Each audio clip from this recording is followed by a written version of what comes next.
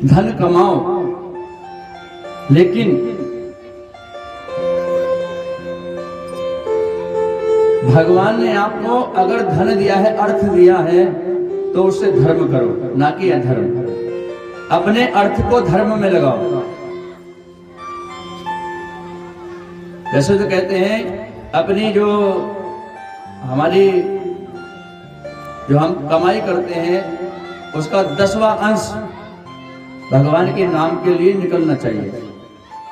10वां अंश अगर इतना भी नहीं है तो कुछ ना कुछ भैया भगवान के कार्य में, सत्कर्म में लगाना चाहिए। अब ऐसा नहीं है कि कमाते रहो, इकट्ठा करते रहो। भैया एक जगह भरा भरा पानी में सड़ जाता है, क्यों जी?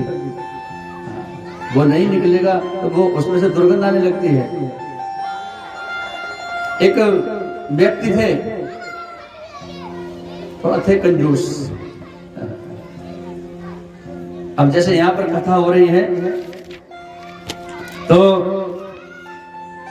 भाई कथा के जो कथा में सहकर्मी हैं बेचारे, जो अपना सहयोग कर रहे हैं, व्यवस्था कर रहे हैं, पहुंच गए उनके पास। सेठ जी दानवान बोल दे तुम्हारे नाम से। सेठ जी बोले दे देंगे, अभी उम्र थोड़ी चली गई, दे देंगे, कोई बात नहीं, लौटिए। महाराज हर साल कथा होवे लेकिन सेठ जी दे देंगे, दे मैं रुपया ना। कहने का भाव ये आया, बुढ़ापा आ गया, दे देंगे, दे देंगे।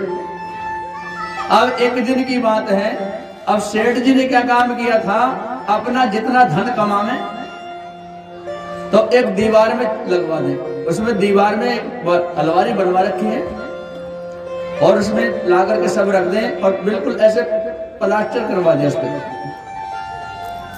बच्चों को पता इस बात का, लेकिन भाई पिता की कमाई अभी तो पिता के हाथ में है, हम क्या कर सकें। अब देखो एक दिन ऐसा आया, खाट से लग गए,